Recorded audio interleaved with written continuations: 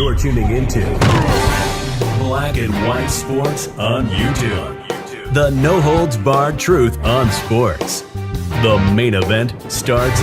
All right, Black and White Sports supporters, let's talk about Fernando Mendoza, of course, the number one overall pick for the Las Vegas Raiders. We've got an anonymous ACC coach that has come out and slammed him as a NFL QB prospect. Now, there's a few folks out there that do not believe in Fernando Mendoza whatsoever. I know First Round Mock has him as a projected full-on bust. How that's going to work out, I don't know. Dan Orlovsky thought Ty Simpson was a better quarterback. I did say, hey, if Simpson had another 10 to 15 starts, he would be the number one overall pick. However, I understand why the Raiders took this quarterback. A slightly above average arm, great size. I mean, 6'5", 230, 225, 228, 230. A big guy. Obviously, conducts himself in the manner you absolutely want to see from a guy that is going to be a franchise quarterback. Everything I've seen coming out of the camps they've had, man, he looks good. He does, and he is a quarterback nerd. He's a jump in, let me learn everything I can possibly learn. Let me sink myself into football. Sort of almost a weird, I mean, he's going to be obsessed, and that's what you have to be a franchise NFL quarterback. So you don't have to worry about Jamarcus Russell in all of this, right? We don't think he's watching film. Let's send home a blank disc. Hey, watch the film on here and tell us what you think the next day. Comes back, tells them, oh yeah, we have all them plays look great. That whole disc was empty, Jamarcus. A lot of speculation. People are trying to figure out who this coach might be. I don't know who it is right off. My first thought was this Belichick? And then I thought, no, because Belichick just coached this last year. And this particular coach evidently faced this Fernando when Fernando was a Cal Bear. Now, here's the difference. Coming into this season, most of these NFL draft pundits had Fernando as a second or third round pick that absolutely had the potential to ascend into the first round. Well, what'd he do? He went out there and blew everybody away. So that's how you ascend. I mean, we watched it with Jaden Daniels. We watched it with Cam Ward. Now, sometimes I'll argue I'm not so sure about Cam Ward, but if Jaden Daniels can stay healthy, he looks like the guy. ACC coach, and we'll get to Mark Cuban in a minute. ACC coach on Fernando Mendoza. Quote, he's a good decision maker, but I don't think he's got the NFL traits. They're all back shoulder throws. That's not working in the NFL. His wide receivers made plays to make him look better than he is. In the NFL, those throws are getting picked off.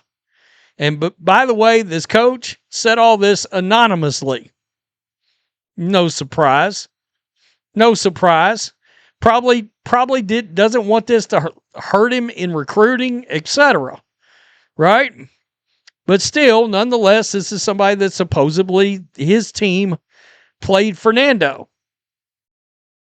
Okay, but Fernando, like I said, he wasn't the same quarterback at the end of this year that he was at the end of that last Cal year. He was still pretty good with Cal, to be honest with you. All right, but not exactly a football juggernaut of a school. Neither is Indiana, except it's turned into one over the last 3 years. So we'll see. We'll see. The one thing that worries me about Mendoza is sometimes it seems like he holds the ball a little long in the face of pressure. I don't know. I still think he's got, I guess it depends on what you expect out of a franchise court. I've got him as like a Jared Goff, Kirk Cousins type guy, which, you know, let's be honest, hindsight being 2020, for Kirk Cousins wouldn't have went in the fourth round. He would have went in the first round. Why? Because he's been a capable, starting, good NFL quarterback for 12 years. You know? So, Jared Goff, Sean McVay gave up on him, and frankly, I'm not, yeah, he made the right move getting Matthew Stafford. I get it. But Jared Goff's a good quarterback. Mark Cuban says he funded Fernando Mendoza's NIL deal at Indiana. Cuban, this is The Athletic. Cuban, an Indiana alum who previously owned the NBA's Dallas Mavericks, told Front Office Sports in an interview that he covered the cost of Mendoza's NIL deal. In doing so, he helped bring the Hoosiers their first national championship and indirectly molded a number 1 NFL draft pick. Quote, the Indiana athletic director, Scott Dolson, we got this quarterback that we really, really like, that we think would be great in Coach Kurt Cinetti's system. We just need a little bit more, Cuban said. I'm like, how much is a little bit? And he told me, and I'm like, okay, we're on a roll. I'll put up the money to get this quarterback. In the interview clip Front Office Sports shared as a preview of the full interview, Cuban also said he had never donated to Indiana sports before. His prior connection to Mendoza's family helped grease the wheels, however. I knew Fernando's brother, Alberto, who was already on the team, was a Miami Heat fan, and he would sit behind the Miami bench, and I would come to go to Mavs and Heat's games, and he was like, oh yeah, I'm going to IU, and da-da-da-da-da, Cuban said. So we met, and so I'm like, okay, I'll put up the money so we can go get Fernando. And the rest is history. Of course, you got undefeated season, national championship, Heisman, number 1 overall draft pick. I mean, basically the Joe Burrow situation, right? So, and now Indiana looks like it's one of those schools. I mean, it sounds crazy to just come out there and have that, saunter out of somebody's mouth. And by the way, I think one of the schools that could have been something like that, and we already saw them in the playoffs, I think Texas Tech. If Brendan Sorsby hadn't had that gambling scandal that's going on right now, I think he could have been the transfer quarterback in. He's a guy that's a projected first-round pick. If he doesn't end up in this year's supplemental draft, he was a projected first-round pick. And Sorsby's got great size. Basically, all the things Mendoza's got going for him, Sorsby's got going for him. And, Texas Tech had some success. And maybe they were poised to take the next step. Now, without Sorsby, I don't think so.